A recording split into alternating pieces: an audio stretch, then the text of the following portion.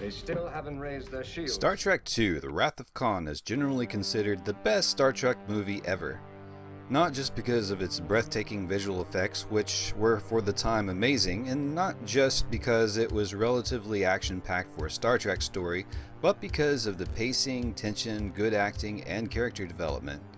This was also the very first Star Trek I had ever seen, and let me tell you, I've probably seen it hundreds of times. In fact, I'd say in this era of Star Trek, covering the motion picture Star Trek II, The Wrath of Khan, Star Trek III, The Search for Spock, 4, and 6 are the baseline of what Star Trek is for me. Let's use some CG animation and do a tactical battle breakdown of the first part of the battle between Kirk's Enterprise and Khan's Reliant.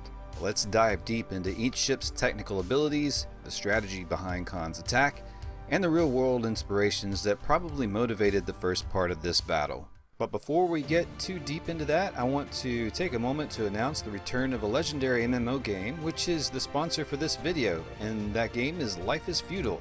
I took on this game as a sponsor because I really like a game that offers the freedom to be almost anything you want to be in a challenging environment. Life is Feudal is set in medieval times on a 21 by 21 kilometer world known as Abella.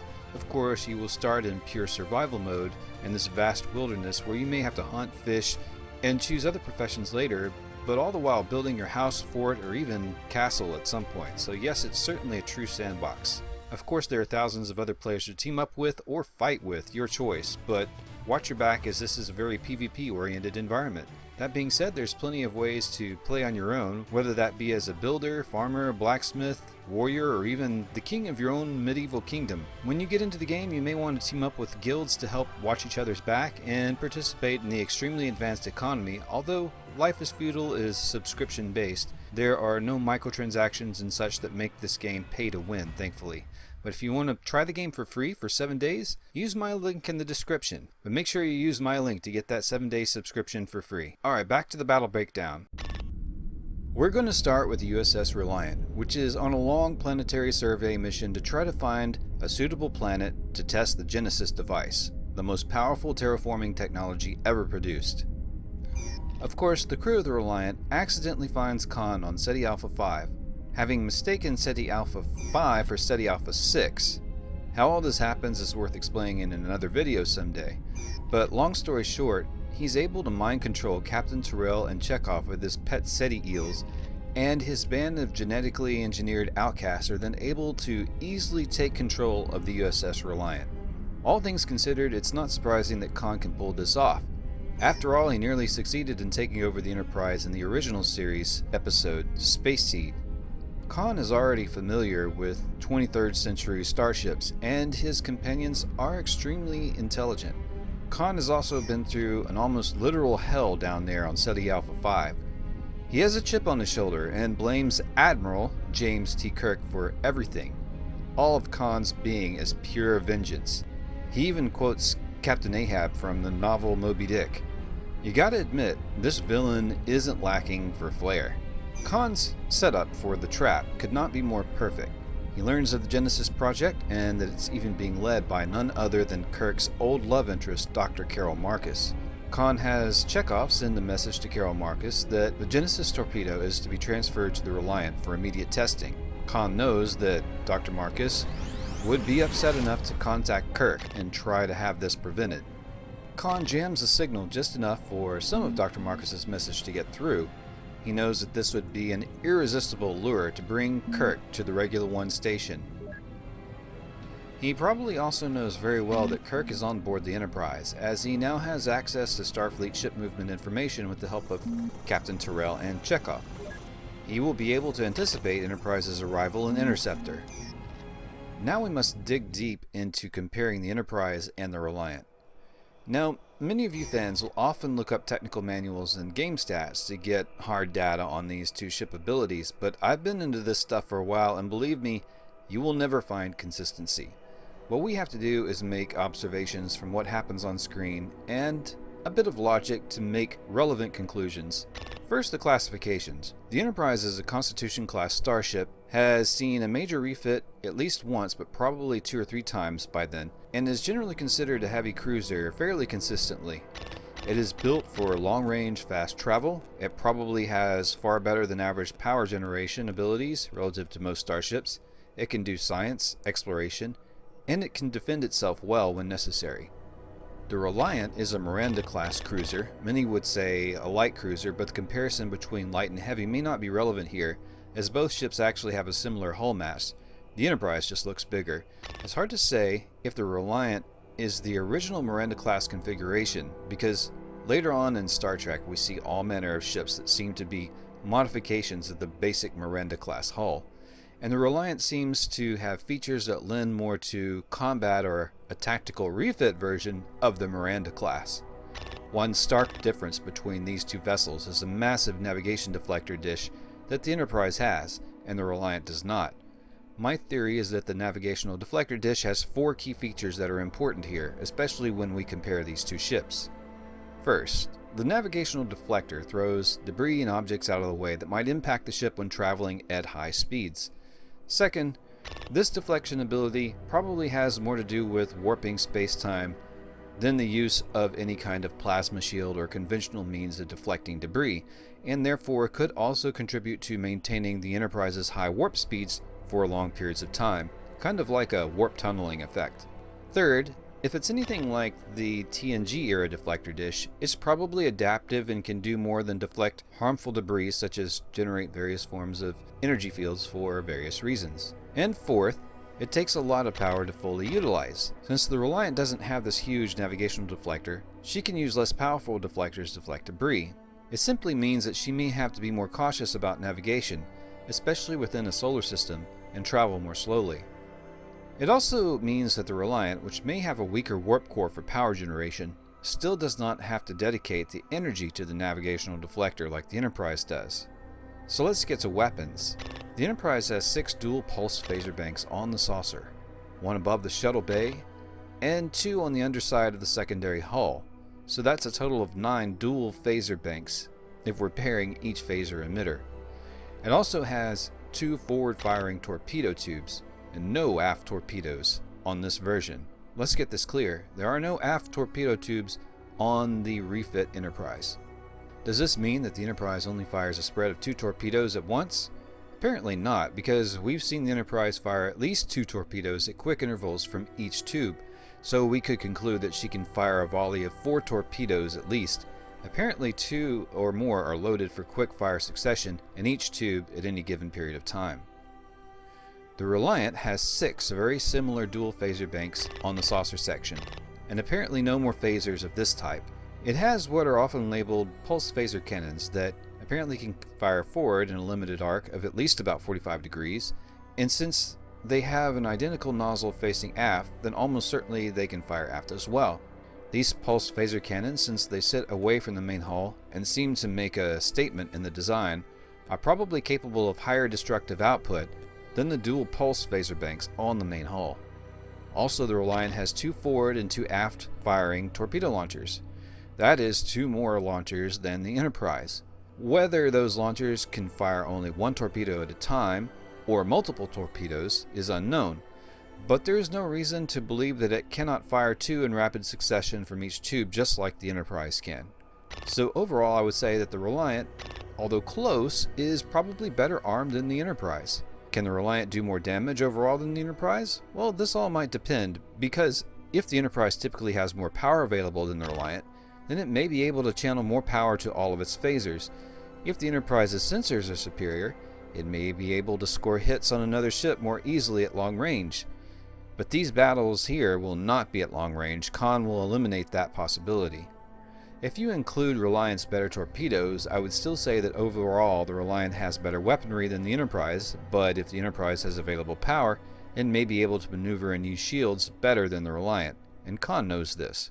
So Khan's plan is simple. Get as close as possible to the Enterprise, keep the shields lowered and the weapons lock off until the very last minute, and then take out the Enterprise's primary advantage, its higher power output.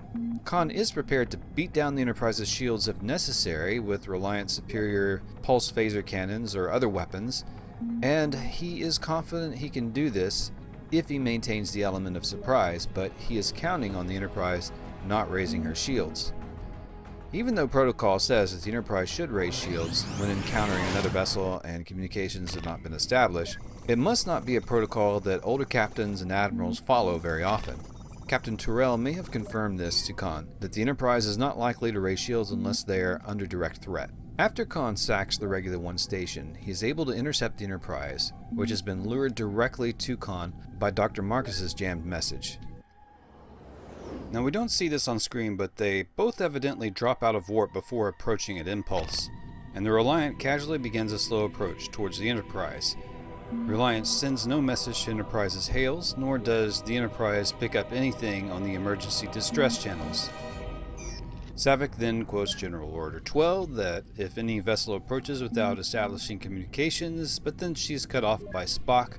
But later we can very easily assume that the protocol calls for raising shields and going to defensive posture.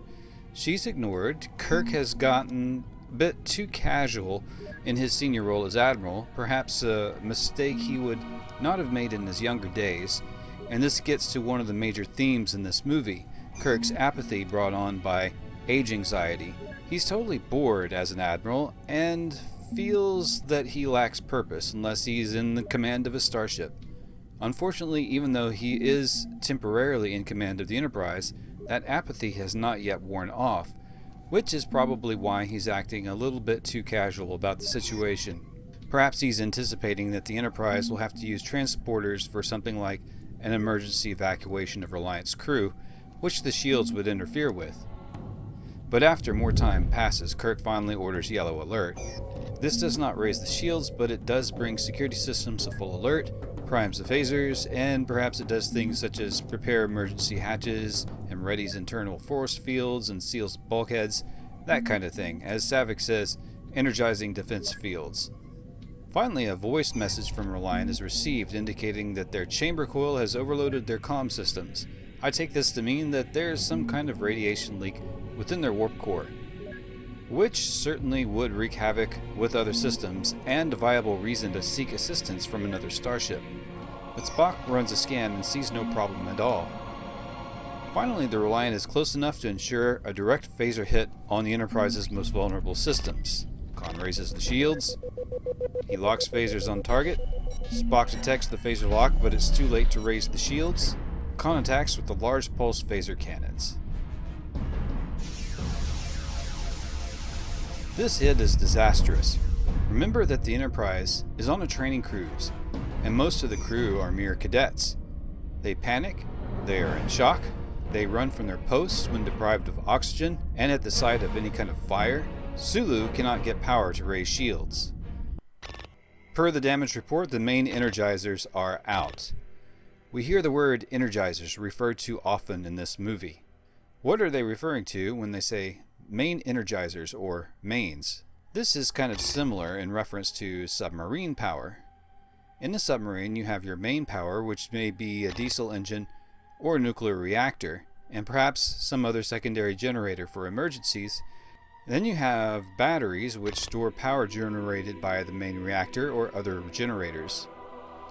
Of course, in Star Trek, the warp core is the heart of the ship, and that is indeed the means by which the Enterprise can achieve faster than light speeds. But that is not what Khan attacks, as that might have destroyed the Enterprise if the warp core were breached and not ejected in time. Rather, he attacks the main power conversion system that taps into the warp core plasma and converts it to usable power. This is what they call the main energizers. With the main energizers hit, Scotty tries to switch to auxiliary power. This would be the secondary power system that is the heart of the impulse drive, and this is generally understood to be a nuclear fusion power reactor. Not nearly as much power as the warp core, but it's enough to at least give the Enterprise a fighting chance. After Scotty switches to auxiliary power and everyone sort of recovers from the shock of the attack, Kirk orders all power to phasers, but the order is too late. After the Reliant has passed, she utilizes her aft-firing torpedo. The damage and shockwaves travel through the saucer section, further disrupting the power systems and even causing damage to the bridge itself. Scotty reports that only the battery is left and that the auxiliary power will be back in a few minutes. But this is not enough to do anything, certainly not enough against the Reliant shields as Spock reports. Khan swings the Reliant around and makes ready to deal the final death blow, but instead decides to hail the Enterprise just to see the expression on Kirk's face before killing him. Kirk pleads with Khan that he spared the Enterprise in exchange for himself, but Khan has other ideas. He capitalizes his advantage and demands all data on the Genesis device. This is the perfect opportunity for Kirk to buy time. Khan only gives Kirk a minute. It would have to be enough to restore a bit of auxiliary power, while Kirk thinks of a way to wiggle out of this.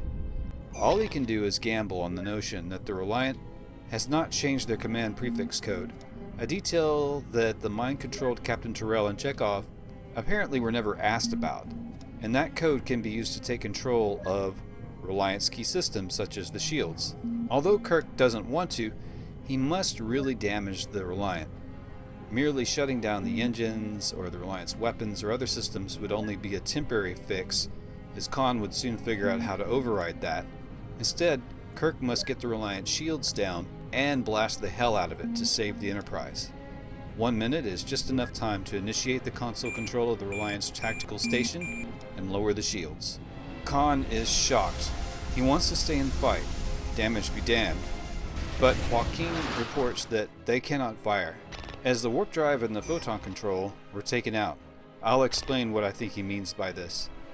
First, you'll notice that this big blue dome was shattered.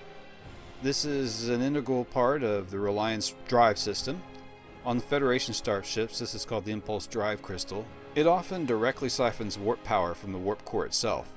Probably the damage to this was backwashed into the Reliant's warp core and rendered it inoperative, along with the impulse drive. Photon control might have actually referred to the photon torpedoes. The splash damage from taking out the impulse drive crystal may have impacted the torpedo launchers, but it also may have been referring to the high energy photons that are channeled through the warp core. This is essentially a roundabout way of damaging the Reliant's power systems, but also with the impulse drive taken offline, the Reliant has to maneuver with thrusters only, which means the Enterprise can escape and for the moment outfight the Reliant. All that being said, I want to say that Kirk kind of lets the Reliant go rather than endure more bloodshed.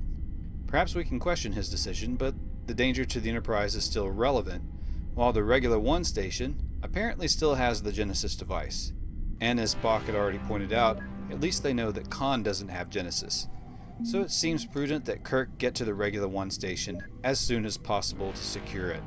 Of course, the Enterprise would have to fight the Reliant again later in the Battle of the Mutara Nebula, but until this point, no one had seen sci-fi space combat quite like this anywhere in sci-fi.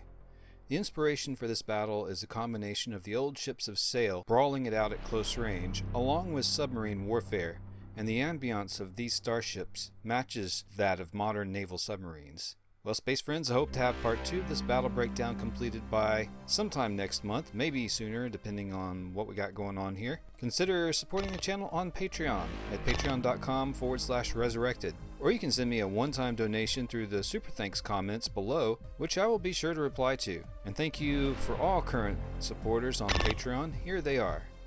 You can also support this work without spending money if you will kindly share this video around or give it a thumbs up and comment to help boost it. I really look forward to seeing your comments. Until next time, space friends,